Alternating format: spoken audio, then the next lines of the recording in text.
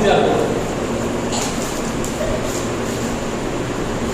लो भाई transformer topic चल रहा था अपने,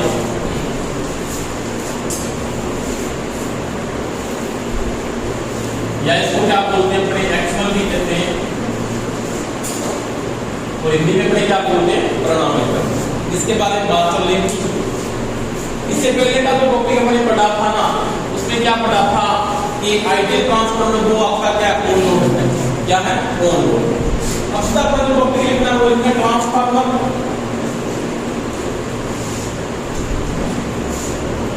का ऑन लोड अभिलक्षण।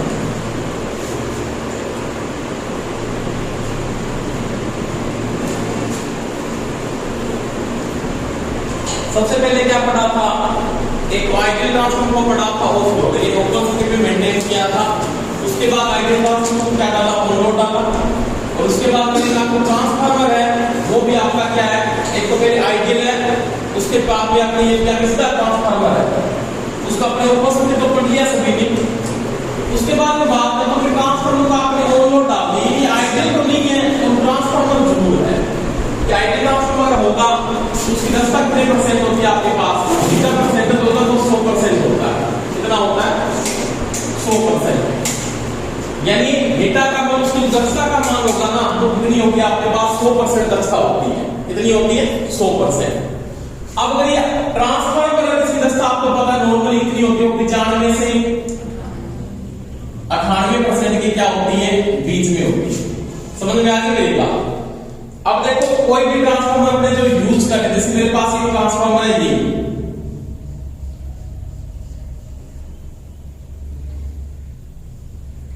और ये आपका क्या भाई नो लोड है, क्या है नो लोड। नो लोड मेरी करवा दिया ट्रांसफार्मर को, आपको करवाया नहीं करो भाई, बोलो करवा दिया, यहाँ पे भेज दे दिया, यहाँ पे आपने न्यूट्रल दे दिया, यहाँ पे आपके पास क्या ये ओपन है। इसका मतलब ये बोलेंगे अपने ये तो क्या भाई शून्य लोड है, क्या है शून्य बार, जिसको अपने क्या बोल सकते हो ट्रांसफार्मर आपके पास किस कंडीशन में पाया जाता है, ये आपके पास है ट्रांसफार्मर वो किस कंडीशन में, वो नो लोड की अवस्था में पाया जाता है। किस कंडीशन में, नो लोड, यानी यहाँ पे सेकेंडरी वाइंडिंग में कोई विभाग नहीं होगा। अब मेरे पास यहाँ पे जो करंट फ्लो होता है ना, वो क्या फ्लो होता है, वो होता है आई नोड। आई नोड, आई नोड का मतलब होता है कि शून्य भार धारा ये क्या करेगा, फ्लो करेगा। अब शून्य भार धारा जो फ्लो करेगा वो क्या करेगा, ओनली फॉर चुंबकीय प्लस को क्या करता है, स्थापित करता है ऐसे इस प्रकार से। ये क्या बढ़ाएगा, मैग्नेटिक फ्लक्स बढ़ाता है। क्या बढ़ाता है, मैग्नेटिक फ्लक्स, यानी ये फाइल को क्या करता है, स्थापित करता है। समझ में आ गई मेरी बात।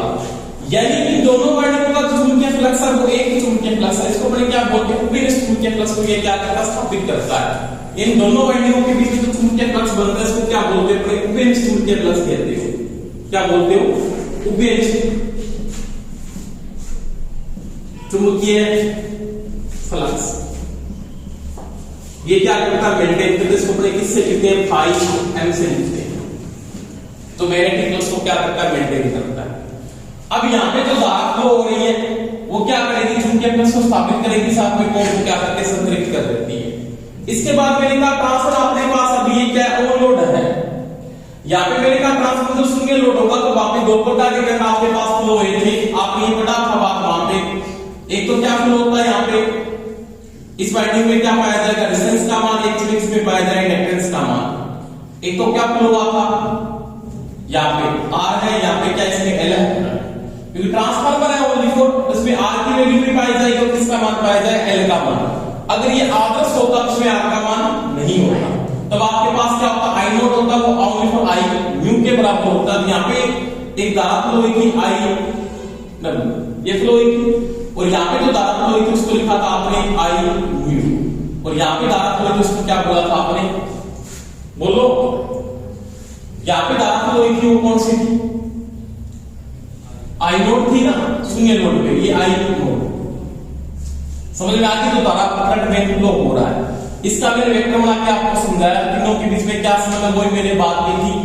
ये धारा इस मुख्य वोल्टेज के साथ क्या होती है, इन फेज होती है, और यहाँ पे आपका क्या स्थापित होता है, AB1 बनता है, यहाँ पे क्या बनता है आपका AB2 बनता है। ये बात मैंने पूरी कंप्लीट आपको समझा दी थी। अब वो कहता है कि ये जो ट्रांसफार्मर आपका, कोई भी आपके पास आइडियल ट्रांसफार्मर नहीं है, आपके पास ये ट्रांसफार्मर है, वो किस तरीके से पाया जाता है, ऑन लोड होता है।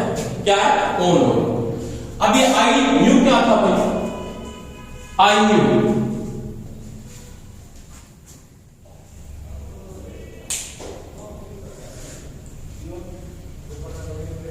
आई क्या है, ये क्या एक वाटलेस घटक है या वाटयुक्त घटक है। यानी इसको तो मैंने बात की थी कल, ये तो वाटयुक्त घटक है और एक वाट रहित घटक है।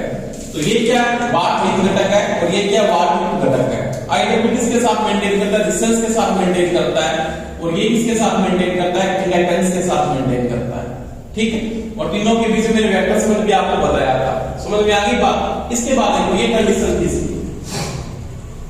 अब मैंने इसको क्या कर दिया, कोई भी एक ट्रांसफार्मर लिया, उसको मैंने क्या कर दिया जी, ऑन लोड किया।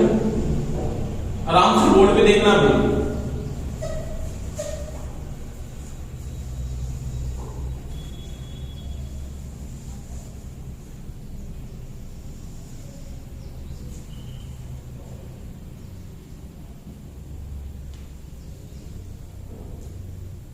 ये ट्रांसमिटिंग कोर आपके पास, यहां पे मैंने वाइंडिंग को लपेट दिया ऐसे।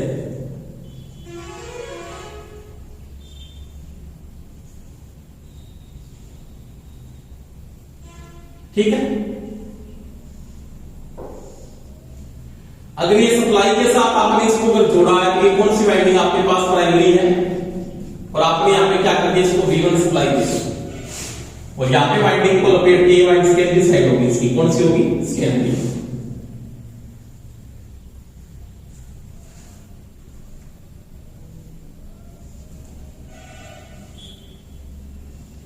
और यहां पे क्या डाल दिया आपने, लोड डाल दिया, इसको मैंने किससे लिख दिया, RL से। आराम से देखना, ये ट्रांसफार्मर क्या आपका शून्य लोड है, और ये ट्रांसफार्मर आपका क्या है, ऑन लोड है। शून्य लोड आपने पहले पढ़ लिया। अब मैं किसकी बात कर रहा हूं, ऑन लोड की बात कर रहा हूं। समझ में आ गई मेरी बात। अब देखो इस वाइंडिंग के अंदर क्या बनेगा आपका, यहां पे बनेगा AB1, क्या बनेगा, यहां पे क्या बनेगा आपका, AB2 बनेगा, क्या बनेगा, AB2। समझ में आ गई मेरी बात। अब यहां पे क्या बन रहा है, मैग्नेटिक फ्लक्स बढ़ रहा है, ये चुंबकीय फ्लक्स,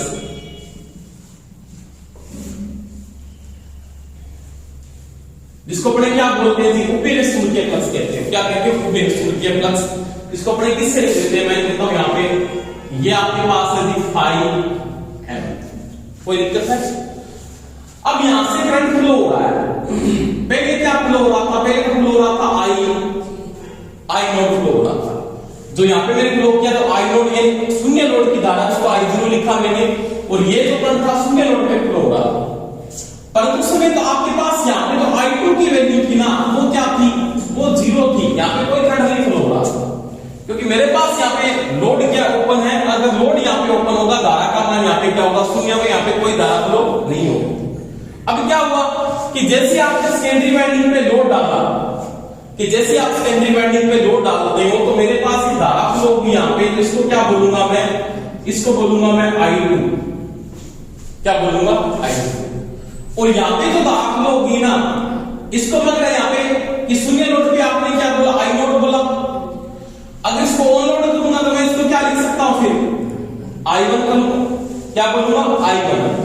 यानी ये जो धारा का मान है, ये कौन सी आपके पास I1 करंट फ्लो हो रहा है। अब I1 करंट फ्लो कब हो रहा है, जब इसके ऊपर मैंने क्या कर दिया, लोड डाल दिया। अब सिंपल सी बात है कि जब यहां पे लोड था, नहीं था, तो यहां पे धारा का मान क्या था, 0 था। इस धारा का मान बिल्कुल कितने परसेंट धारा होती है, 2 से 5% धारा इसमें होती है नॉर्मल, जो क्या करते हैं, मैग्नेटिक फ्लक्स को क्या करते हैं, स्थापित करके कोर को क्या करती है, संचरित करती है। ये बात मैंने बताई थी कि शून्य लोड पे जो करंट फ्लो होता है ट्रांसफार्मर में, वो 2 से 5% ही करंट फ्लो होता है। समझ में आ गई। अब जैसे आपने लोड को डाला, लोड डालते मेरे को पता है यहां पे धारा कौन सी फ्लो होगी, आपके पास I2 फ्लो होगी, यहां पे क्या फ्लो हो रही है, I1 फ्लो। समझ में आ गई मेरी बात। अब क्या हुआ कि जैसे I2 फ्लो होता है, तो ये वाइंडिंग भी क्या करती है, चुंबकीय फ्लक्स को स्थापित करती है अपना।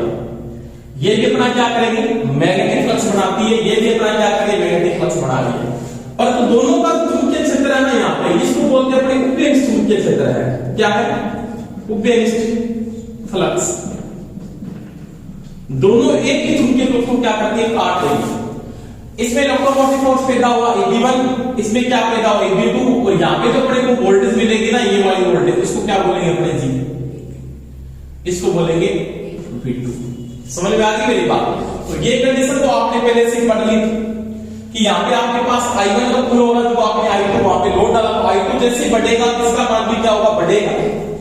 इसका मान अगर आपके पास नहीं है तो इसका मान क्या होगा, I0 फ्लो हो रहा है। अब आराम से देखना बोर्ड पे क्या कंडीशन होने वाली है।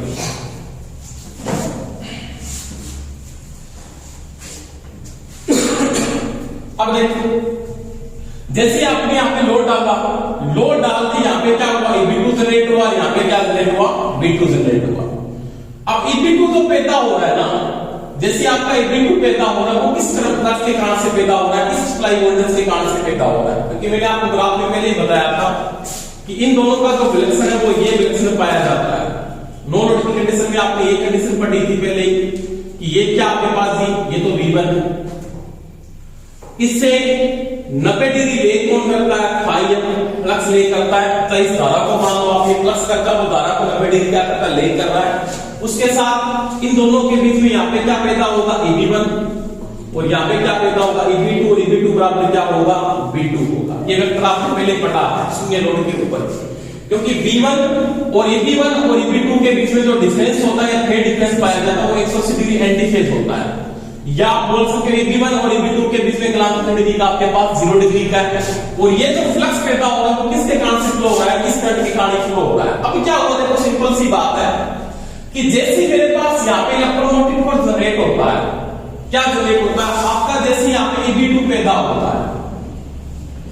अब Eb2 पैदा किसके कारण से हुआ था, ये भाइयों के कारण पैदा हुआ है, मैग्नेटिक फ्लक्स के कारण पैदा हुआ। तो सभी को पता है कि लेंस का नियम लागू होता है, स्टार्टिंग में किसका लागू होता है, माइकल फैराडे का नियम। और कौन सा नियम लागू होता है, स्टैटिस्टिक्स फैराडे का नियम लागू होता है। वो ये बोलता है कि E L di बटा या d phi बटा dt होगा, तो क्या होगा, इलेक्ट्रोमोटिव फोर्स क्या होगा, जनरेट हो जाएगा। अगर किसी भी कुंडली में इंडक्टेंस का मान पाया जाता है, वो डिफरेंस ऑफ फ्लक्स बटा डिफरेंस ऑफ टाइम होगा, इसमें इलेक्ट्रोमोटिव फोर्स जनरेट होगा। इसमें क्या पैदा हुआ, Eb1 पैदा हुआ, इसमें क्या पैदा हुआ, Eb2 पैदा हुआ। समझ में आ गई मेरी बात? अब देखो, इसमें तो Eb2 पैदा हुआ है ना, वो मेरे को पता पड़े पैदा होने के कारण का हमेशा ही क्या करेगा, विरोध करेगा। किसके नियम से विरोध करेगा, ये तो किसका था, ये तो फैराडे का। तो लेंस क्या बोलता है, तो लेंस ये बोलता है कि माइनस d phi बटा dt अपने पैदा होने के कारण का क्या करेगा, विरोध करेगा। इसका मतलब पैदा होने का कारण है क्या, ये फ्लक्स ही क्या है, फ्लक्स। इस फ्लक्स का क्या करेगा, विरोध करेगा। जैसे फ्लक्स का विरोध करेगा तो मेरे को पता है इसका तो प्राइमरी का फ्लक्स है वो भी क्या होगा, कमजोर होगा, क्योंकि ये भी फ्लक्स पैदा कर रहा है उसमें। ये वाइंडिंग भी फ्लक्स क्या कर रही है, पैदा कर रही है। और ये प्राइमरी वाइंडिंग के फ्लक्स का क्या करेगा, विरोध करेगा। और जैसे फ्लक्स के मान में कमी आती है, धारा का मान यहां से क्या होगा, बढ़ेगा। किसका मान बढ़ेगा, I1 का मान बढ़ेगा। और मैंने ये बात भी बताई थी, जैसे आपके अंदर क्या कंडीशन पाई जाती है कि V1 माइनस Eb1 में अगर 3 वोल्टेज में कम डिफरेंस आता है, 1 वोल्टेज का डिफरेंस आता है, इससे पहले मैंने बताया था आपको 3 वोल्टेज का डिफरेंस आता है, 1 वोल्टेज का डिफरेंस आता है, तो I1 के मान में लगभग 20 गुना वृद्धि होती है। क्या होती है, 20 गुना वृद्धि। ये लिखा नहीं लिखा हुआ कब लिखा था, एक आदर्श ट्रांसफार्मर में आपने पढ़ा था कि जब V1 और Eb1 के बीच में डिफरेंस अगर 1 वोल्टेज का होता है तो उसमें I1 के मान में लगभग कितनी वृद्धि होती है, 20 गुना वृद्धि हो जाती है। अब ये 20 गुना वृद्धि करेगा क्या, कि जो ये फ्लक्स में कमी हो रही है, किस फ्लक्स में कमी हो रही है, क्योंकि मेरे को पता है सेकेंडरी वाइंडिंग का जो प्रभाव आता है उसको क्या बोला था आपने, वहां पे बोला था बीचमुखर प्रभाव। क्या बोला था, बीचमुखर डीमैग्नेटाइजिंग प्रभाव पड़ा था। क्योंकि ये जो फ्लक्स बनाएगा मुख्य फ्लक्स का हमेशा ही क्या करेगा, विरोध करेगा। इसकी फ्लक्स की दिशा अगर ये होगी ना, इधर वाला जो फ्लक्स पैदा होगा इसके अंदर से ये वाला, इसकी दिशा में से इसके क्या होगी, विपरीत होगी। किसके नियम से विपरीत होगी, तो वो होगी माइकल फैराडे की। क्योंकि माइकल फैराडे ये बोलता है दिशा हमेशा क्या होगी, उसकी विपरीत होती है, उसका हमेशा ये क्या करेगा, विरोध करेगा। बात समझ में आ गई सभी? मैंने आप लोगों को ये बताया कि दो चालकों में धारा की दिशा अगर विपरीत होती है, दोनों का फ्लक्स हमेशा क्या होता है, कौन सा बल लगता है, प्रतिकर्षण का बल लगता है, समान समय कौन सा बल लगता है, अट्रैक्शन का बल लगता है। वही बात है कि जैसे यहाँ पे EB2 पैदा होगा, EB2 पैदा होने के बाद जैसे लोड डालोगे तो आपका I2 फ्लो होगा, नहीं तो I2 आपका फ्लो नहीं हो रहा था क्योंकि शून्य लोड पे I2 नहीं था। जैसे आपने लोड डाला सेकेंडरी वाइंडिंग क्या बनाएगी, जो मुख्य फ्लक्स बनाएगी और ये फ्लक्स इसका मुख्य फील्ड वाइंडिंग का क्या करेगा, विरोध करेगा। इसके कारण से I2 के मान में क्या होती है, वृद्धि होती है। कितनी वृद्धि होती है कि V1 जो आपने सप्लाई वोल्टेज दी है, यहाँ पे क्या पैदा हुआ, EB1 पैदा हुआ, इन दोनों के डिफरेंस में 1 वोल्टेज की वृद्धि हो जाती है, उस समय धारा के मान में 20 गुना क्या होती है, वृद्धि। और ये 20 गुना वृद्धि क्या करेगी, बाद में इस फ्लक्स को क्या करेगी, बीजगुणित करती है और मुख्य फ्लक्स को क्या करती है, समरूपी। फ्लक्स में कभी कमी या वृद्धि नहीं हो सकती। फ्लक्स आपका बढ़ रहा है फिर वापस क्या होगा, वही हो रहा है। ये फ्लक्स में क्या डाल रहा है, विपरीत प्रभाव। जिस इसमें कमी है उसकी पूर्ति कहां से हुई, I1 से क्या हो जाएगी, पूर्ति हो जाती है। ठीक है, लिखो इसे थोड़ा सा।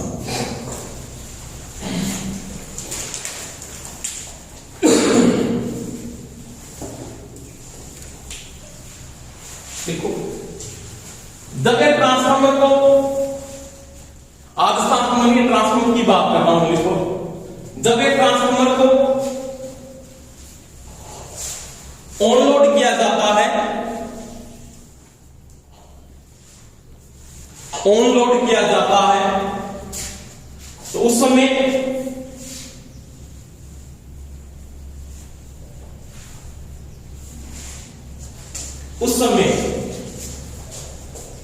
I2 फ्लो होती है, I2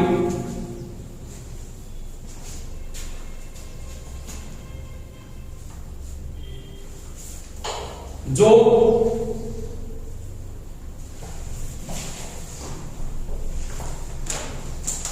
Φ2 चुंबकीय फ्लक्स स्थापित करेगी।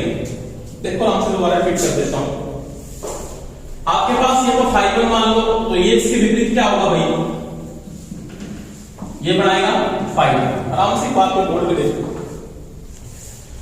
इस वाइंडिंग में स्थापित के समय में बात करूं, अगर ये शून्य लोड था ना, अगर यहाँ पे शून्य लोड था तो उसका जो मैग्नेटिक मोटिव फोर्स था ना MMF, वो कितना था भाई, वो था 0। शून्य लोड की कंडीशन में कोई मैग्नेटिक फ्लक्स नहीं, मैग्नेटिक मोटिव फोर्स कोई पैदा नहीं हो रहा था। इसका कारण यहाँ पे चुंबकीय फ्लक्स का मान भी क्या था, 0 था। क्योंकि मैग्नेटिक मोटिव फ्लक्स तभी पैदा होगा जब इसमें क्या फ्लो होगी, धारा फ्लो होगी। क्योंकि आपने ये पढ़ा है MF बराबर क्या होता है, तो MF बराबर होता है N इंटू में I। बात समझ में आ गई। स्टार्टिंग के समय जब ये शून्य लोड था तो I2 का मान क्या था, अरे बोलो, I2 का मान क्या था, 0 था। यहाँ पे लोड नहीं तो I2 फ्लो हो रही है क्या, नहीं फ्लो हो रही, तो I2 का मान क्या है, 0 है। और जैसे ही मैंने यहाँ पे लोड डाला तो यहाँ पे टर्नों की संख्या क्या आपके पास N2 है। यहाँ पे I2 फ्लो हुई, इसके कारण यहाँ पे क्या पैदा हो, मैग्नेटिक मोटिव फोर्स तो किसमें आता है, एम्पियर टर्न में आता है। समझ में आई के बाद उसके कारण क्या पैदा हो रहा है, यहाँ पे Φ2 फ्लक्स पैदा होगा।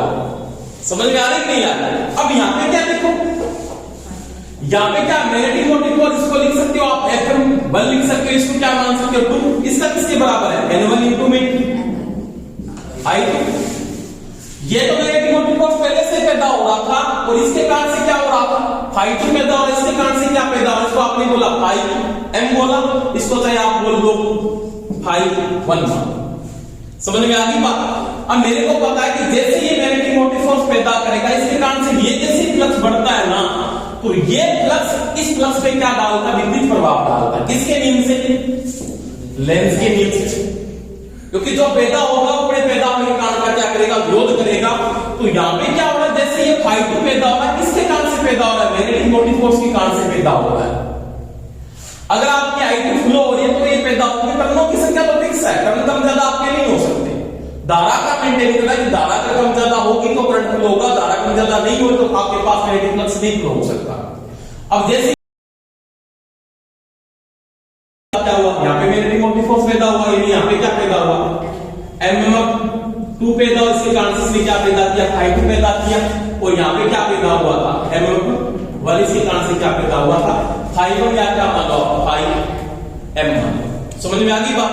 अब ये जो फ्लक्स है इसका इसके ऊपर प्रभाव कौन सा है, किस प्रभाव है, क्योंकि जो पैदा होगा वो पैदा होने के कारण का क्या करेगा, विरोध करेगा। अब ये वाइंडिंग है ना, ये वाली वाइंडिंग, इसका जो फ्लक्स है ये इस फ्लक्स पे क्या डालता है, विद्युत प्रभाव डालता है। समझ में आ गई मेरी बात, कि जैसे ही इसका मान बढ़ेगा तो इस फ्लक्स के मान में क्या आएगी, कमी आएगी।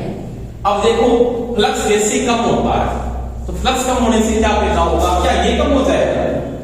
नहीं, ये कम नहीं होता। फ्लक्स का प्रभाव तो इलेक्ट्रोमोटिव को जनरेट हो रहा है उस पर प्रभाव डालेगा। इसका मतलब इसका अगर फ्लक्स कम हो रहा है तो मेरे को पता है यहां पे पैदा होने वाला EB1 इसके मान में क्या आएगी, कमी आएगी।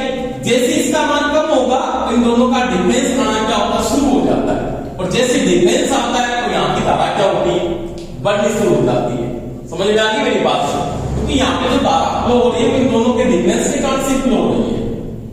समझ में आ रही है? सिंपल मैं बात करूं कि मेरे पास मान लिया कोई भी लोड है, जैसे मैंने यहां पे लोड डाल दिया, जैसे ये लोड है। अब यहां का मैंने कोई पोटेंशियल दे दिया आपको, यहां पे पोटेंशियल दे दिया, जैसे यहां पे मैंने बोला 2 वोल्ट है, यहां पे मेरे पास 2 वोल्ट का पोटेंशियल है। अगर ये पोटेंशियल इस पोटेंशियल के बराबर है तो यहां पे भी 2 कर दूं, यहां पे भी 2 कर दूं, क्या धारा फ्लो हो सकती है? नहीं फ्लो हो सकती, कि पोटेंशियल डिफरेंस नहीं आ रहा। अब मैंने क्या कर दिया, एक को 1 कर दिया, इसको 2 के पोटेंशियल डिफरेंस आपके पास क्या हुआ, 1 का हो गया। तो वही बात है, इन दोनों के बीच में पोटेंशियल डिफरेंस क्या होगा, पैदा हो रहा है। एक तो कौन सा आपके पास, ये तो आपने दिया है, यहां पे पैदा क्या हुआ, EB1 पैदा हुआ। एक सिंपल में बात बताऊं, अगर ये समझ में नहीं आ रहा ना, आपने बोर्ड पे आप देखो, आपके पास क्या एक आर्मेचर है, मान लीजिए वाला ये N पोल है, S पोल है, यहां पे रोटेशन वाला बात है, कोई दिक्कत नहीं है। यहां पे इसके अंदर क्या पैदा होता है, EB पैदा होता है। समझ में आ गई मेरी बात? आपने इसके अंदर मोटर की तरह इसको अप्लाई किया है, आपने इसको दिया क्या, तो मेरे यहाँ पे कार्बन पुष्पों के द्वारा यहाँ पे इसको क्या अप्लाई कर दिया, हमारे अब यहाँ पे धारा फ्लो हो रही है, मान लिया। तो आइए बराबर आप यहाँ पे क्या लिखते हो मोटर के, तो आप लिखते हो V माइनस EB बटा R। अब EB किसके कारण से पैदा होता है, यहाँ पे EB पैदा होने का कारण होता है फाई ZNP बटा में 60 यही होता है कारण यहाँ पे। अब देखो यहाँ पे EB पैदा होने के कारण फ्लक्स प्रभाव रखता है, यहाँ पे गति भी होती है, यहाँ पे गति नहीं है क्या, गति नहीं, गति है। यहाँ पे ओनली पर प्रभाव किसका, फ्लक्स का प्रभाव है, क्योंकि टर्न कम ज्यादा नहीं हो सकते। यहाँ आपके टर्न ज्यादा, ट्रांसमिट टर्नों की संख्या आप नहीं तो बढ़ा सकते, मैं कम कर सकते हो आप। तो यहाँ पे मेन रोल किसका है, तो मेन रोल किसका है, ओनली पर फ्लक्स का। अब मैंने कहा ये फ्लक्स के मान में कमी आ रही है, किसके कारण से आ रही है, इस फ्लक्स के कारण से, क्योंकि ये इसके कारण पैदा हो रहा है, ये इसका क्या कर रहा है, विरोध कर रहा है। समझ में आ रही बात नहीं आ रही? ये इसका क्या कर रहा है, विरोध कर रहा है, और विरोध कर रहा है इसलिए फ्लक्स के मान में क्या कमी आ रही है। इसका मतलब फ्लक्स के मान में कमी हुई, इसका मतलब क्या कम हुआ जी, EB कम हुआ। और जैसे EB कम हुआ इन दोनों का डिफरेंस क्या हुआ, बड़ा है, क्योंकि मान लिया पहले EB आपके पास 100 था और ये मान लेते 150 पहले ये था। अभी भी आपके पास मान लिया 50 हो गया, ये तो 150 फिक्स ही पड़ा होगा। डिफरेंस क्या हुआ, बढ़ना शुरू हुआ है, और जैसे डिफरेंस बढ़ेगा तो धारा का मान क्या होगा, बढ़ेगा। तो वही बात यहाँ पे है, इन दोनों का जब डिफरेंस बढ़ना शुरू हो जाता है, अगर दोनों का डिफरेंस 1 वोल्टेज का, अब उसमें I1 के मान के लगभग 20 गुना क्या होती है, वृद्धि हो जाती है। समझ में आई कि नहीं? अभी 20 गुना जो वृद्धि होगी वो क्या करेगी, ये फ्लक्स बढ़ाकर उस फ्लक्स को क्या करेगी, कैंसिल करेगी, और ये जो फ्लक्स था स्टार्टिंग वाला उसको क्या करते हैं, समरूप बनाए, उसके मान में कम या अधिक नहीं हो सकता। ये ट्रांसमिटर जो आपका फ्लक्स होता है उसके मान में न तो कभी कमी होती है न कभी वृद्धि होती है, चाहे वो लोड ऑन लोड है चाहे वो क्या आपका ऑफ लोड है। ये चीज का ध्यान रखना। अगर आप उसको ऑन लोड करोगे तो ये फ्लक्स जब इसका विरोध करेगा, यहां से धारा बढ़ेगी और वो धारा उस फ्लक्स की क्या करती है, अपने आप पूर्ति कर देती है। समझ में आ गया? अब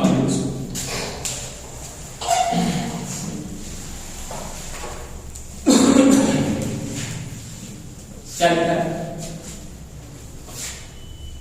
जब एकदम ऑन लोड किया जाता है उस समय I2 फ्लो होती है, I2 फ्लो होती है,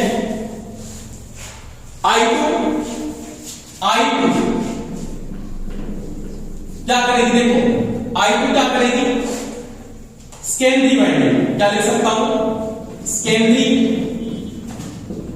वाइंडिंग में MMF2 स्थापित करती है, ऐसे लिखोगे। I2 सेकेंडरी वाइंडिंग में MMF2 स्थापित करती है,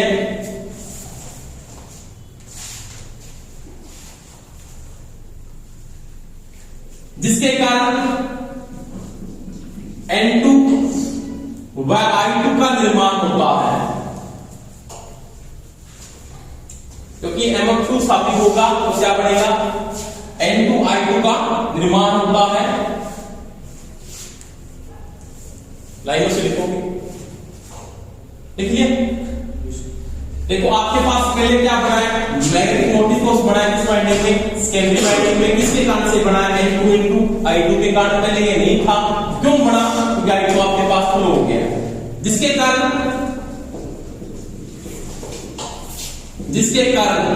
अब क्या होगा भाई, इसका काम क्या है, इसका काम क्या है, फ्लक्स बनाना। तो ये कौन सा फ्लक्स स्थापित करेगी, फाई। देखो जिसके कारण फाई 2 स्थापित होगा,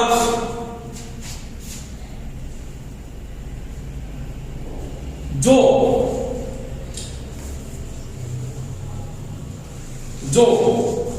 फाई 1 ये लिख सकते हो आप, जो फाई 1, देखो जो फाई 1 या क्या है ये फाई m, ये लिख सकते हो कि विपरीत होता है। बात समझ में आ रही नहीं आ रही, पहले मेरे को ये बता दो, का नहीं आ रही बिल्कुल भी। देखो ये जो फाई 1 है आपके, जिसके कारण से फाई 2 स्थापित हुआ, फाई 2 जो फाई 1 या फाई m के क्या विपरीत है, बिल्कुल। देखो बात यहां पे ये पहले ये पैदा हुआ है, इसके कारण क्या पैदा हुआ, फाई 2। ये फ्लक्स इस पे क्या डालेगा, अपोजिट प्रभाव डाला। मैंने भी बताया था किसके नियम से, लेंथ के नियम से। समझ में आ गई, तो लिखो इसके कारण अपोजिट समझते हो, अपोजिट का मतलब होता है विपरीत है इसके, जिसके कारण EB1 के मान में कमी आती है, जिसके कारण EB1 के मान में कमी आती है। समझ में आएगी नहीं बात, अरे बोलो यार, ये बोल क्यों नहीं रहे आप, पल्ला पड़ा है कौन पड़ा, बिल्कुल बता दो कौन पड़ा के पल्ला पड़े वो तो वही पता है, पर यहां पे क्या पल्ले पड़ा आपको, अरे कुछ नहीं, बात इतनी है कि जैसे ही लोड डाला है, लोड डालते I2 फ्लो हो गया। I2 क्या है, सेकेंडरी वाइंडिंग की धारा यहां पे फ्लो हो रही है। आराम से दिमाग को खोलो और से ना बेटा लो, यहां पे I2 फ्लो हुआ, I2 फ्लो होते ही क्या हुआ, negative motive force secondary winding में पैदा हो गया, जिसके कारण से I2 पैदा हुआ है। सेकेंडरी वाइंडिंग में क्या पैदा हो गया, सेकेंडरी का फ्लक्स पैदा हो गया। अब वो ये कहता है कि लेंथ ये बोलता है कि जो पैदा होगा वो अपने पैदा होने के कारण का क्या करेगा, विरोध करेगा। अब फाई 2 किसके कारण पैदा हुआ, अब फाई 1 के कारण पैदा हुआ। अब फाई 2 क्या करेगा, फाई 1 पे विपरीत प्रभाव डालता है, ये बात मैंने आपको लिखाई है। अब विपरीत प्रभाव डालेगा तो मेरे पास किसके मान में कमी आएगी, फाई 1 के मान में कमी आएगी। ये दोनों का तुल्य फ्लक्स, उसके मान में क्या आएगी, कमी आएगी। और फाई 1 का मान जब कम होगा ना, उसके कारण से किसका मान कम होगा, EB1 का मान कम हो जाएगा, क्योंकि EB1 किसके कारण पैदा हो रहा है, फाई 1 के कारण पैदा हो रहा है। इसके मान में जैसे ही कमी आई, EB1 का मान कम हुआ, तो जैसे EB1 का मान कम होता है तो मेरे को पता है कि B1 और EB1 का डिफरेंस आना शुरू होगा, यहां की धारा क्या होगी, बढ़ेगी, और वो धारा क्या करेगी, उस प्लस को वापस क्या कर देगी, घटा देगी। तो सिंपल बात है बोर्ड पे आपसे कि मैंने बोला कि यहां पे क्या कंडीशन हो रही है, आपका क्या कम हो रहा है कि फाई 1 या आपने बोला फाई m की बात है, क्या ये कमी आ रही है, कमी आ रही है। और ये कमी किसके कारण से आ रही है, ये कमी जो आ रही है वो आ रही है MF2, इसके कारण से क्या पैदा हो रहा था, फाई 2। यानी ये जो फाई 2 है ना, ये फाई 2 फाई 1 का क्या है, अपोजिट है। अगर इसकी डायरेक्शन ये है, इसकी डायरेक्शन आपके पास ये है, क्या ये चलता है। क्यों कहता है ये अपने को लेंथ बोल रहा है। समझ में आई बात। इसके कारण से क्या हुआ, इन दोनों का जो तुल्य फ्लक्स है उसके फ्लक्स के मान में क्या कमी हुई। आपका फाई 1 क्या होगा, डिक्रीज हो गया, फाई 1 के मान में कमी आ रही, इसकी डायरेक्शन ये मान लिया, इसकी डायरेक्शन आपके पास ये है, दोनों की डायरेक्शन क्या है, अलग अलग डायरेक्शन में फ्लो हो रहे हैं। तो आपका जो फाई 1 है इसके मान में क्या आ रही, कमी आ रही, ये कम हो रहा है। कम किसके कारण से हो रहा है, फाई 2 के कारण। अब अगर ये कम हो गया तो आप क्या कम हुआ, EB1 डिक्रीज हो गया, EB1 कम हो गया। अब जैसे EB1 कम हो गया ना, तो वो कितना B1 और EB1 के अंदर से डिफरेंस आना क्या हुआ, शुरू हुआ। इन दोनों के बीच में डिफरेंस अगर 1 वोल्टेज का हो जाता है ना, तो धारा का मान 20 गुना बढ़ जाता है। धारा का मान कौन सी धारा बढ़ती है, I1 बढ़ जाती है। कौन सी बढ़ जाती है, I1। यानी I1 के मान में क्या हो रही है, 20 गुना वृद्धि हो रही है। I1 का मान आपके पास यहाँ पे 20 गुना बढ़ रहा है, और जैसे आपका I1 20 गुना यहाँ पे बढ़ जाता है, तो वो क्या करेगा, जो फ्लक्स कम हो रहा है उस फ्लक्स की वापस क्या करेगा, पूर्ति करेगा, और दोनों के बीच पहले वाला फ्लक्स वो सेम फ्लक्स बढ़ाए रखेगा। समझ में आ गई बात, देखो इसमें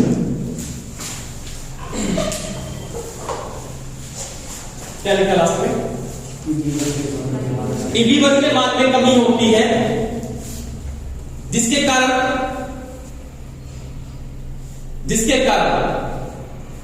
I1 का मान बढ़ता है।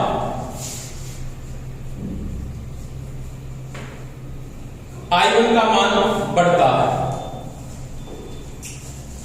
यहां तक कोई दिक्कत है किसी की? अब देखो, अब लिखोगे नीचे नई लाइन से कि जब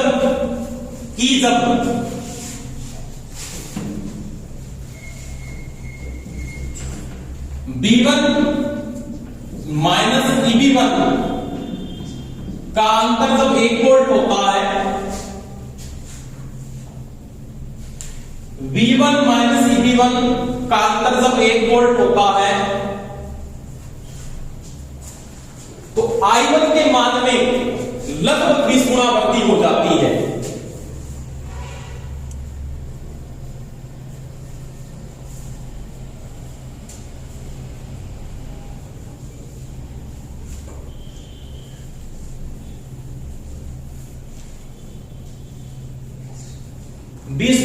वृद्धि हो जाती है। ठीक है, अब देखो समझ में आ गई बात। यानी आपको देखो इन दोनों का डिफरेंस अगर 1 वोल्ट का आएगा, तो आपके पास जो I1 के मान में ना, I1 जो यहां से फ्लो हो रहा है, I1 का मान कितना बढ़ जाएगा, 20 गुना। यहां तो कोई दिक्कत है नहीं। अब आपके पास यहां पे जो I2 फ्लो हुआ है, I2 का इतना फंक्शन था, किसी ने अपने मैग्नेटिक मोटिव फोर्स को स्थापित किया, तो स्थापित कर लिया यहां पे। अब ये 2 है, इसके विपरीत प्रभाव है, इसके कारण आपका ϕ2 पैदा और ϕ2 पे विपरीत प्रभाव डाला, इसके कारण से आपकी I1 बढ़ी है।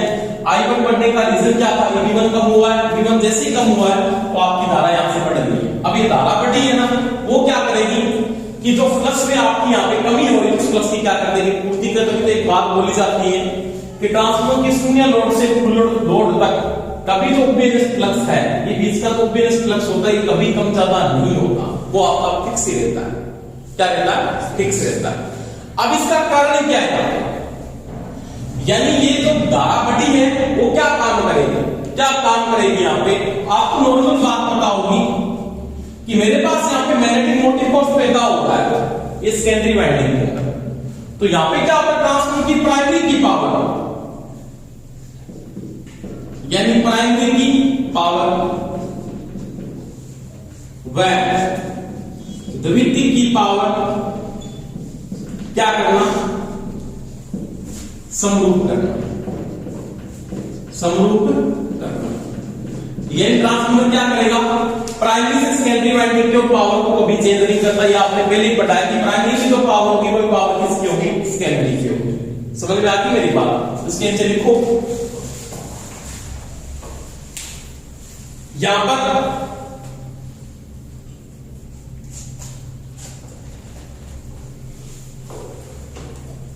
N2 व I2 के कारण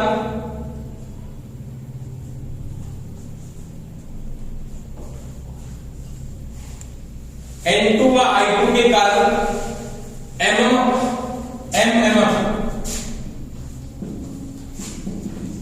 2 स्थापित होता है। उसके 2 मुख्य कारण हैं, उसके 2 मुख्य कारण हैं।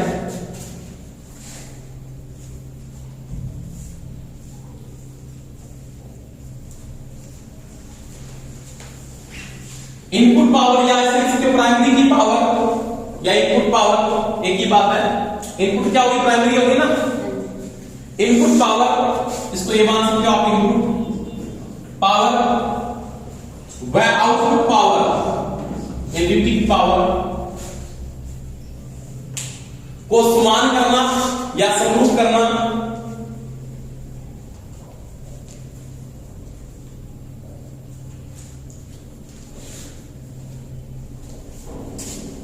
तथा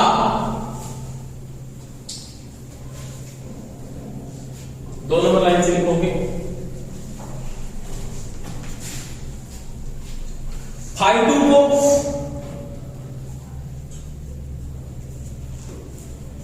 बीज मुंकित करना या न्यूट्रलाइज करना, फाई 2 को बीज मुंकित करना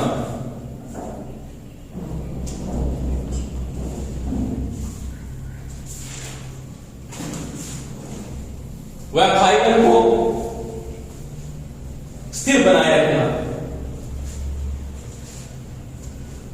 न्यूट्रलाइज का मतलब स्थिर बनाए रखना। देखो क्या बात बोली है मैंने, यहां पे आपके पास ये धारा पड़ी है, इस धारा के यहां पे दो लोड है। ये प्रश्न आया था कि जब ट्रांसमिट की सेकेंडरी वाइंडिंग पे लोड डाला जाता है तो I1 के मान में वृद्धि होती है।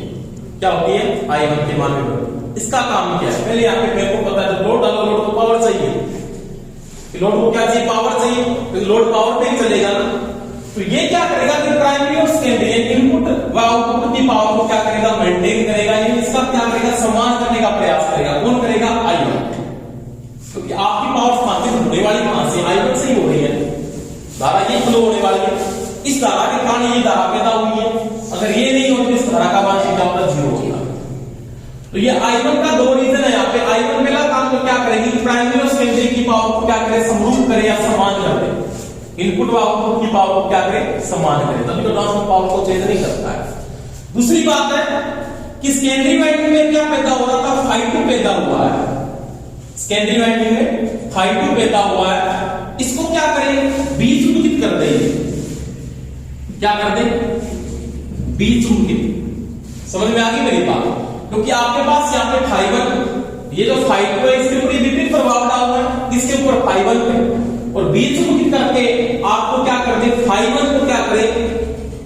न्यूट्रलाइज करे। न्यूट्रलाइज का मतलब समरूप बनाए रखे। पहले वाला है कोई सेम आना चाहिए, उसके मान में चेंजिंग न। समझ में आ गई? आगे देखो थोड़ा।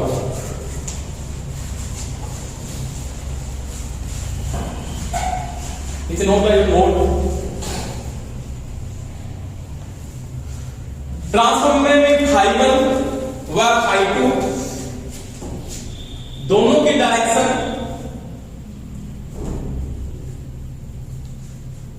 विपरीत होती है। दोनों की डायरेक्शन विपरीत होती है। हो गया सभी का? अब देखो यहां तक तो कोई दिक्कत नहीं है। अब इसके मेन क्रम की मैं बात करता हूं, वो देखो आराम से बोर्ड पे देखना। अब इसका वेक्टर कैसे बनता है वो अपने यहां से में अपने आप आ जाएगी। वेक्टर का निर्माण आप करोगे कैसे? आपने जब ट्रांसफार्मर को नो लोड डाला था ना, नो लोड, तो क्या कंडीशन थी आपके पास? यहां पे मैं बता देता हूं, दोबारा से रिपीट करता हूं। यहां पे इसके साथ एक धारा तो थी आपके पास, ये थी I समझ में आ गई मेरी बात? यही थी ना। और यहां पे धारा क्या थी आपके पास? I mu. ठीक है। और इन दोनों के बीच में करंट फ्लो हुआ था डायरेक्शन के अंदर। जैसे इसको मिलाया था आपने करंट को, और यहां पे करंट फ्लो हुआ था, उसको क्या बोला था आपने? बोला था जी I0। ये करंट बना था। नो लोड की कंडीशन में क्या है? समझ में आ गई मेरी बात?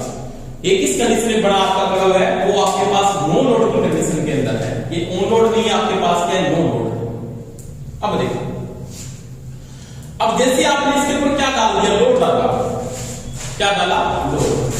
कि जैसे आप इसके ऊपर लोड डालते हो, लोड डालने के बाद क्या कंडीशन होने वाली है कि लोड जैसे आप डालोगे, लोड डालने के बाद क्या होगा? आपके पास ये कंडीशन बनती है। वो कंडीशन तो सेम ही है, कोई दिक्कत नहीं आएगी जो आप यूज कर रहे हैं। एक तो आपके पास यहाँ पे क्या है? यहाँ पे तो आपके पास V1 है, यहाँ पे आपके पास क्या है? एक तो EV1 है, एक आपके पास क्या है जी? EV2 है, और EV2 किसकी में मेंटेन कर रहा है? V2 है। कोई दिक्कत है नहीं। अब यहां पे देखो ये जो फ्लक्स फ्लो हो रहा है यहां पे, इसको आपने क्या बोला था, फाई। ये मेन कंडीशन है। और यहां पे करंट और फ्लो हो रहा था ये वाला, इसको आपने क्या बोला था, ये क्या था आपके पास, ये था आपके पास आई नोड। ये शून्य लोड की कंडीशन में था। अब यहां पे आई नोड तो फ्लो नहीं हो रहा, पहले यहां पे क्या फ्लो हो रहा था, आई नोड फ्लो हो रहा था, और यहां पे आई नोड भी फ्लो हो रहा है, यहां पे क्या फ्लो हो रहा है, आई वन फ्लो हो रहा है। क्या फ्लो हो रहा है, आई वन। आई वन तो फ्लो हो रहा है ना, तो किसके कारण से फ्लो हो रहा है, ये बताओ पहले। पहले तो मैं एक बात यहां से आपसे पूछ रहा हूं कि सबसे पहले इसमें आई नोड फ्लो हो रहा था, आई वन फ्लो हो रहा था तो शून्य लोड फ्लो हो रहा था। आई वन तो फ्लो हो रहा था, किस कंडीशन में फ्लो हो रहा है, ऑन लोड की कंडीशन। किस कंडीशन फ्लो हो रहा है, ऑन लोड की कंडीशन। आई वन फ्लो हो रहा है, उससे पहले कौन फ्लो हो रहा है, आई टू। उससे पहले जब आपका आई टू फ्लो हुआ तो क्या फ्लो हुआ था, आई टू। यानी सिंपल मैं एक बात बताऊं आपको, इस आई टू को मैं दो कंडीशन में लिख रहा हूं, आराम से बोर्ड पे देखना। एक तो लिख रहा हूं आई टू और एक लिख रहा हूं आई टू डैश। आई टू क्या है, आई टू डैश क्या है, आई टू बता देता हूं। आई टू है शून्य लोड। समझ में आ रही है बात, दो बातें देखो आराम से बोर्ड पे समझनी है आपकी, दोनों बातें आराम से देख लेना। एक तो आई नोड, ये क्या है, शून्य भार धारा किसकी, प्राइमरी वाइंडिंग। ये टॉपिक थोड़ा डिफिकल्ट लगता है आपको, कब लगता है कि पढ़े नहीं कभी जिंदगी भर, इसी बात है। कभी आपके समस्या आ रही है ये क्या चल रहा है, आई टू कभी पढ़े नहीं, घंटे वाले नॉर्मल बातें इसके आ रहे हैं, बस इसी के वो पूछ रहा आपको।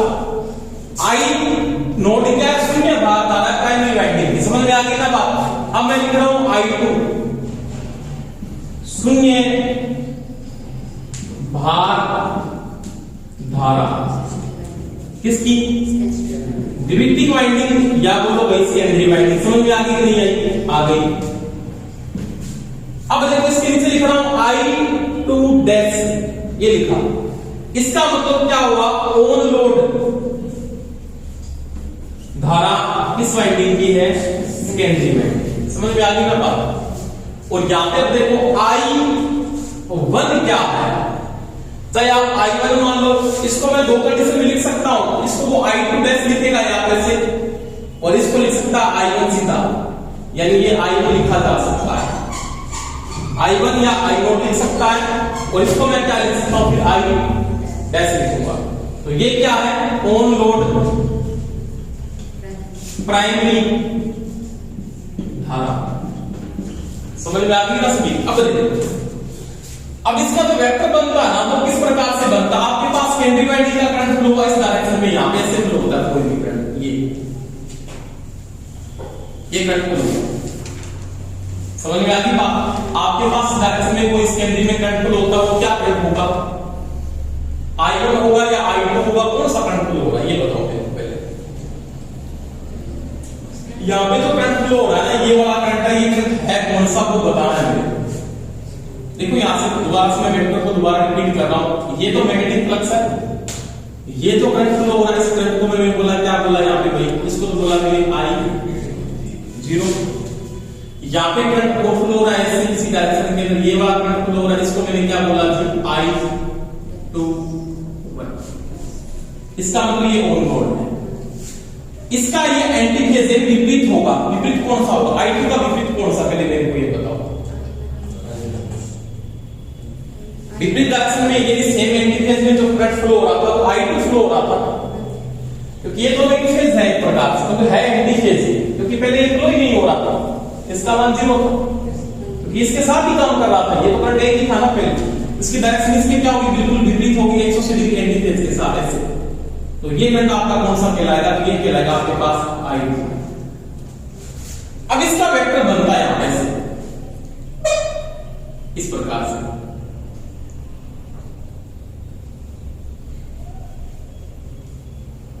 ये वाला। और ये करंट आपका कौन सा कहलाएगा उस समय, ये बताओ। तो ये कौन सा होगा आपके पास, आई वन डैश। ठीक है, अब देखो ये मुख्य धारा तो यही है, मुख्य वोल्टेज ये है, इन दोनों के बीच का जो एंगल बनेगा ये वाला एंगल, ये इसका क्या होगा, पावर फैक्टर होगा। क्या होगा, cos फाई। तो ये आपका इस समय क्या कहलाएगा, पावर फैक्टर यानी cos फाई। cos फाई होता है मुख्य वोल्टेज, मुख्य धारा कौन सी है, ये मुख्य वोल्टेज कौन सी है, V1। तो ये कंडीशन बनेगी। ठीक है, सबसे ज्यादा कौन सी पिछड़ती है, I0। क्यों पिछड़, इलेक्ट्रिक लोड था उस समय होल, आपका यहाँ पे I0 फ्लो हो रहा है, इस करंट का मान सबसे कम है, ये करंट बड़ा है, और तो इन दोनों के बीच का जो करंट आता है मुख्य करंट आता है, ये I0 करंट होता है।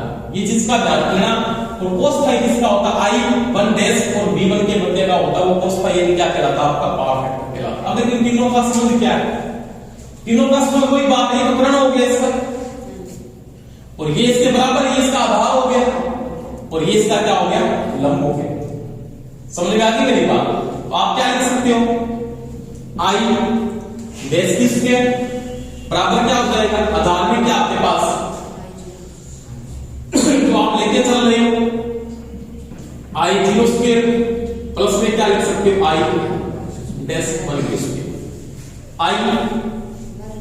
I1 सॉरी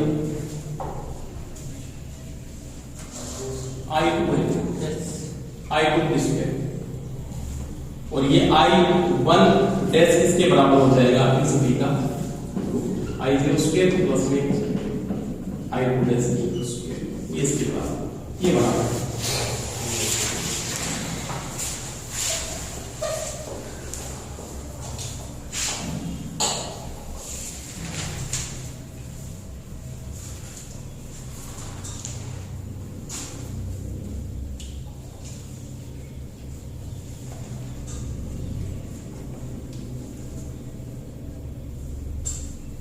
रिएक्टिव लोड है किसके साथ, ये आधार इसमें ये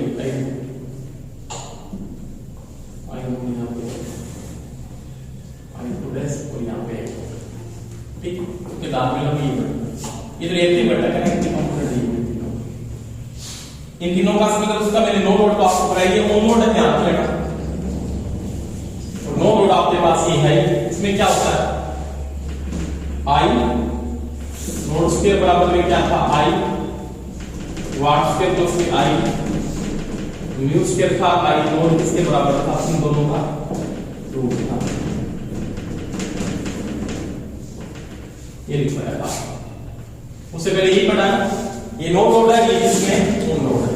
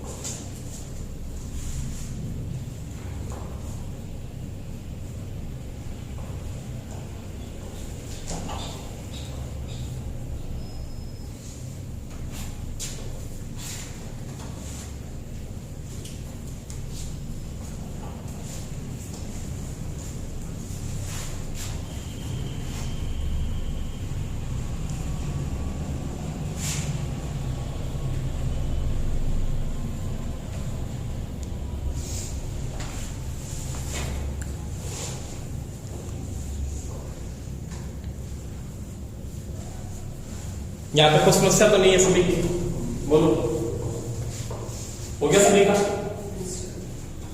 देखो दो तीन बातें हैं, I2 क्या है, वो आपका ऑन लोड फ्लो हो रहा है, I2 क्या है, नो लोड फ्लो होता है, ठीक है। उसके बाद मैंने बोला था I2 ये तो एंटी फेज, तो कि ये तो डायरेक्शन थी ना इसकी, मैंने ये डायरेक्शन क्यों रखी है, क्योंकि ये स्टार्टिंग के समय इसके साथ ही था, क्योंकि नो लोड पे ये सेम कंडीशन में फ्लक्स काम, एक ही फ्लक्स काम कर रहा है, इसका भी वो काम कर रहा है, उसका भी वो काम कर रहा है। इसका फ्लक्स I2 की कंडीशन में क्यों नहीं फ्लो रहा था, क्योंकि M2 0 था, क्योंकि I2 का मान 0 आ रहा था, तो मैंने इसको एंटी फेज लिया, इसका विपरीत होता कैसा है, ये I1 की इक्विवेलेंट आता है, इसकी इक्विवेलेंट आता है I1। अब देखो ये होता है, ये I1 डैश है, जैसे आपने लोड डाला, लोड डालने के बाद इसकी धारा बढ़ी है, मेरे का क्यों बढ़ी है, इससे ये जाता हो गई है, बाद में पहले ये I0 फ्लो हो रही थी, बाद में इससे जाता हुई, क्यों जाता हुई है, क्योंकि मेरे को पता है इसको दो काम करने हैं यहाँ, I1 के यहाँ पे दो काम थे, कौन कौन से थे, पावर को समरूप मेंटेन करना है, और ये जो फाइव फ्लक्स है इसको क्या करना है, खत्म करके और फ्लक्स को वापस क्या करना है, सेम करना है। ठीक है, अब लिखो हाँ जी,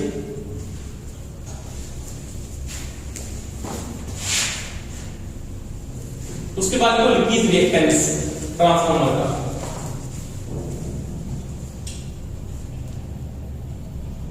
लीकेज रिएक्टेंस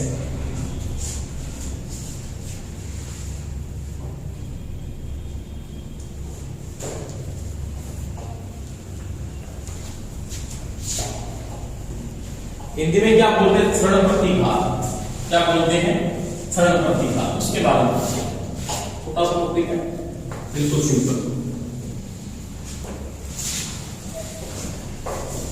ये भी पढ़ना पड़ेगा, ऐसे नहीं घर पे जाके पढ़ तो रही है बिल्कुल भी। आपको जीरो लोड अगर नहीं पता तो ये ऑन लोड समझ में बिल्कुल नहीं आएगा, सीधी बात को बता देता हूं।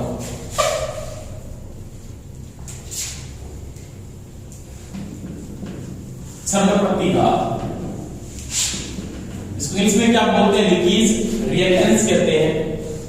देखो आपके पास एक ट्रांसफार्मर है, ये ट्रांसफार्मर मेरे पास,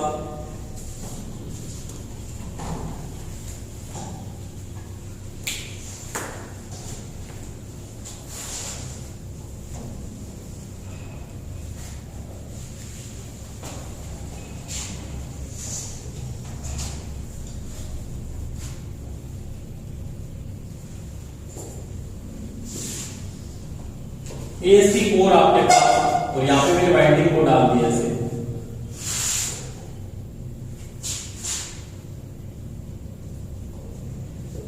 ठीक है,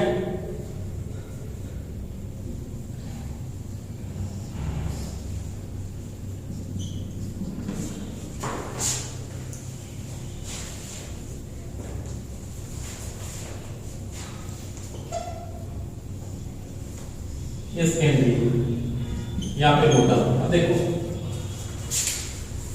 जैसे लोड डाला तो यहाँ पे कोई बात आपने V1 फ्लो किया, यहाँ पे आपके पास V1 पैदा हुआ, यहाँ पे आपके पास V2 पैदा हुआ, और यहाँ पे आपको क्या मिला जी, V2 मिला। यहाँ पे मैग्नेटिक फ्लक्स पैदा हो रहा है, ये चल रहा फ्लक्स। समझ में आ गई मेरी बात? अब ये क्षण प्रतिघात है, क्या ये लीकेज रिएक्टेंस किसके कारण से पैदा होता है? जब प्राइमरी वाइंडिंग फ्लक्स को पैदा करती है ना, उसका फ्लक्स क्या होता है, यहाँ पे एयर के अंदर क्या होता है, लीकेज हो जाता है वायु के अंदर, इसमें एयर, और वो लीकेज फ्लक्स है वो क्या कहलाता है आपका, लीकेज रिएक्टेंस कहलाता है या क्षण प्रतिघात कहलाता है, वही पैदा करता है। क्योंकि मेरे को पता है कि आदर्श ट्रांसफार्मर होता है ना, मैंने इसमें लिखा है इससे पहले आपको, ये ट्रांसफार्मर आपके पास आदर्श ट्रांसफार्मर है तो उसका जो लीकेज रिएक्टेंस आता है वो जीरो होता है। कितना होता है, जीरो, तो वो आदर्श है। परंतु आदर्श तो बनता नहीं, नॉर्मल बात है। आदर्श की बात नहीं करा, बात किसकी चल रही थी, ट्रांसफार्मर। आदर्श से पहले पढ़ लिया आपने। अब आपके पास ट्रांसफार्मर है, तो ट्रांसफार्मर में प्राइमरी वाइंडिंग में जब चुंबकीय फ्लक्स स्थापित करती है, उसका फ्लक्स एयर में क्या होता है, लीकेज हो जाता है, जिसके कारण से रिएक्टेंस पैदा होता है। उसको क्या बोलते हो आप, क्षण प्रतिघात बोलते हो या क्या बोलते हैं, लीकेज रिएक्टेंस कहते हैं। अगर ये बढ़ता है तो उसकी दक्षता क्या होती है, कम हो जाती है। समझ में आ गई बात? अगर ये आपका फ्लक्स बढ़ना शुरू हो जाता है, दक्षता के मान में क्या आती है, कमी आती है, तो आपने क्या करते हैं ज्यादा, कि जो कोर होती है ना, कोर वो कौन सी बनाते हैं, बड़े लगभग बनाई जाती है फेराइट को, यानी फेरामैग्नेटिक पदार्थ को यहाँ पे यूज किया जाता है। फेरामैग्नेटिक पदार्थ का मतलब लोहे चुंबकीय पदार्थ को यूज करता हूं। इसका परमियंस क्या होता है जी, बोलो। कोर आप ऐसे पदार्थ की बनाओ इसका परमियंस क्या होना चाहिए, उच्च होना चाहिए, और प्रतिष्ठम क्या होना चाहिए, प्रतिष्ठम होना चाहिए बिल्कुल नहीं। इसका मतलब अगर वो आदर्श होता, अगर ये आदर्श होता ना, तो इसकी जो चुंबकशीलता होती है ना, जो म्यू होती है, वो क्या होना चाहिए, इंफिनिटी, यानी क्या होना चाहिए, अनंत होना चाहिए। अगर ये आदर्श होता, उनकी बात आदर्श तो है नहीं, तो चुंबकशीलता का मान उच्च जरूर है, तो वहां पे क्या, ये तो परमियंस का मान उच्च उसी का होगा, इसकी चुंबकशीलता उच्च है, और प्रतिष्ठम का मान क्या होगा, निम्न होगा। अगर ये आदर्श होता तो चुंबकशीलता का मान क्या था, अनंत का। ऐसा कभी संभव नहीं हो सकता। अब आदर्श ट्रांसफार्मर पूछ सकता है कि आदर्श ट्रांसफार्मर की जो कोर होती है उसकी चुंबकशीलता कितनी होनी चाहिए, तो आप बोलोगे अनंत होनी चाहिए। कितनी होनी चाहिए, अनंत। परंतु अगर वो आदर्श नहीं है, ट्रांसफार्मर है, तो उसकी चुंबकशीलता क्या होनी चाहिए, वो होनी चाहिए जी उच्च, क्योंकि जिसकी चुंबकशीलता उच्च होगी उसका परमेश भी क्या होगा, उच्च होगा। समझ में आ गई बात? तो वही बात है कि ये तो प्लस को लेके कौन जा रहा है, कोर लेके जा रहा है, कोर लेके जा रही है। अब कोर अगर वायु में प्लस को लीकेज करती है तो उसके कारण से क्या पैदा होता है, क्षण प्रतिघात पैदा होता है, उसके कारण दक्षता के मान में क्या आती है, कमी आती है। तो लिखो थोड़ा सा लाइन डाल,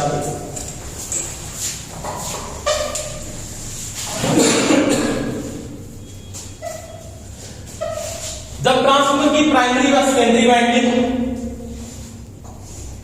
एक उपेक्षित फ्लक्स से जुड़ती है, उपेक्षित समझते सभी, एक ही चुंबकीय फ्लक्स होता दोनों का, उपेक्षित चुंबकीय फ्लक्स से जुड़ती है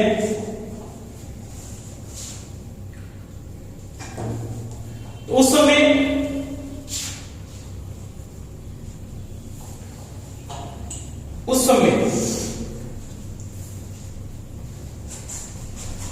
फ्लक्स वायु में लीकेज हो जाता है,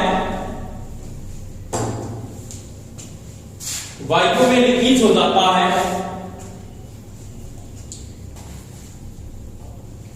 जिसे क्षण प्रतिघात कहते हैं, जिसे क्षण प्रतिघात कहते हैं।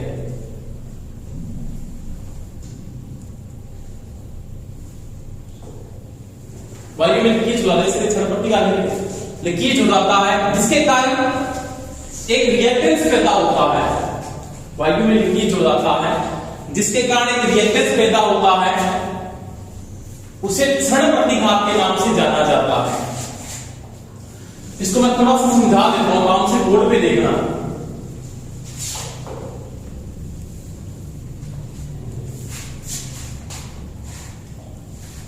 समझ में नहीं है तो मेरे को बता देना।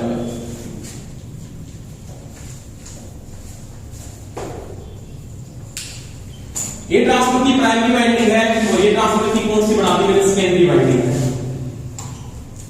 समझ में आ गई बात? क्षण प्रतिघात का पढ़ने का मतलब क्या है, मैंने इसको V1 की सप्लाई पहली बात क्या दिया, मैंने इसको V1 दिया। इसमें क्या पैदा हुआ, EB1 पैदा हुआ, इसमें क्या पैदा हुआ, EB2 पैदा हुआ। यहां पे मैंने क्या डाला, 2 डाला, और यहां पे क्या मिला मेरे को, इस लोड के सिरों पे मेरे को क्या मिला जी, V2 मिला। कोई दिक्कत है, कोई दिक्कत नहीं। यहां से धारा फ्लो हो रही है मेरे पास I1, इसको I1 डैश बोल दूंगा, और यहां पे फ्लो हो रही है I2 डैश। ये करंट फ्लो का बिल्कुल फ्लो हो रहा है। अब क्या हुआ, यहां पे तो AB पैदा होता ना, इलेक्ट्रोमोटिव फोर्स, इसमें जो E जनरेट होता वो किसके बराबर होता, बता सकता कोई भी? जैसे E1 मान लेता, मान सकता हूं E1, तो इसको मैं क्या मान सकता हूं, यहां पे जो पैदा हो उसको क्या मान सकता हूं, E2। अब ये E2 किसके बराबर है और ये E1 किसके बराबर है, ये बताना है। बताओ। बराबर नहीं हो सकता, क्योंकि बराबर तो आपस में हो सकता है, ऐसा नहीं बराबर हो सकता कभी। अगर आपस में तो बराबर हो सकता, कभी भी नहीं हो सकता। क्या होता है, ये होता है जी I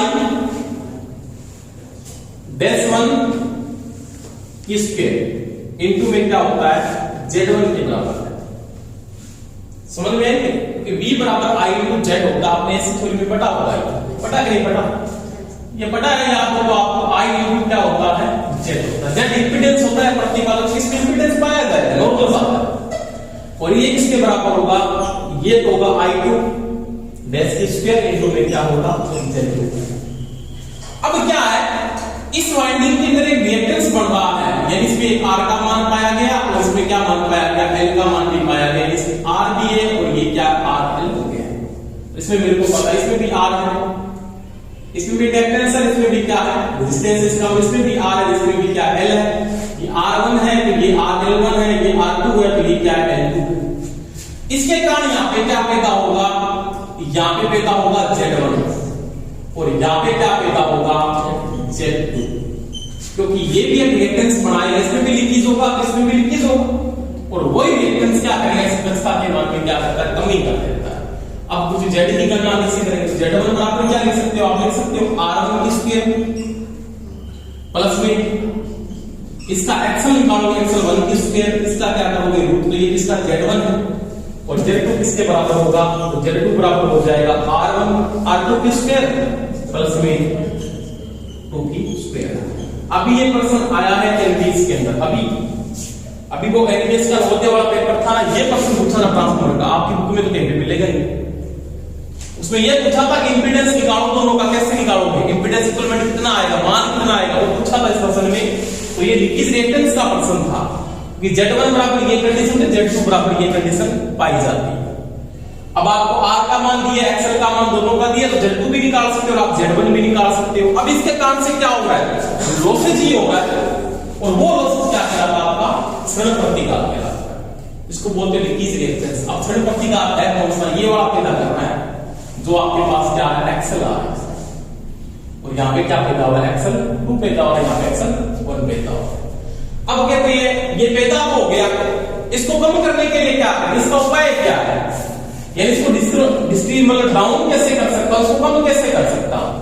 तो क्या करेंगे आप ये जो कोर यूज करो ना बीच वाली, ये किस पदार्थ की यूज करो, फेरामैग्नेटिक पदार्थ यूज करो, तभी तो बोलते हैं फेराइट कोर से बनाया जाता है ट्रांसफार्मर की कोर। कि ट्रांसफार्मर की कोर कौन सी होती है, फेराइट कोर, यानी फेरा चुंबकीय पदार्थ का प्रयोग करो, इसको बोलते हैं हिंदी में लोहे चुंबकीय पदार्थ आप यहाँ पे क्या करो, यूज करो, जिसकी चुंबकशीलता का मान, किसका मान, म्यू का मान क्या होना चाहिए, उच्च होना चाहिए, और परमियंस का मान भी क्या होना चाहिए, उच्च होना चाहिए, और प्रतिष्ठम का मान क्या होना चाहिए, निम्न होना चाहिए। तो ये तो बात किसकी है, ट्रांसफार्मर की है। अगर इसी बात को आदर्श में पूछ लेता कि मेरे पास ये आदर्श ट्रांसफार्मर है, तो मैं बोलूंगा उसका जो क्षण प्रतिघात होता है ना, पहली बात वो होता है 0। कितना होता है, इसका जो क्षण प्रतिघात आपको न्यून करना है, करने के लिए क्या कर सकते हैं, फेरा चुंबकीय पदार्थ को यूज करिए, लोहे चुंबकीय पदार्थ को यूज, चुंबकशीलता उच्च, परमियंस का मान उच्च, प्रतिष्ठम का मान निम्न। अगर वो बोले आदर्श है तो क्षण प्रतिघात पहली बात 0 होगा। दूसरी बात क्या होगा, चुंबकशीलता अनंत होगी, क्या होगी, चुंबकशीलता अनंत होगी, तो परमियंस भी क्या होगा, ये ध्यान लेना, परमियंस भी क्या होगा, अनंत होगा, और प्रतिष्ठम का मान क्या होगा जी, प्रतिष्ठम होना चाहिए, निम्न नहीं शून्य। समझ में आ गई बात, तो ये कंडीशन पाई जानी चाहिए। अगर वो ट्रांसफार्मर आपके पास क्या है, ये आदर्श का है और ये वो ट्रांसफार्मर है, ठीक है, तो ये नोट कर लो और पढ़ेंगे।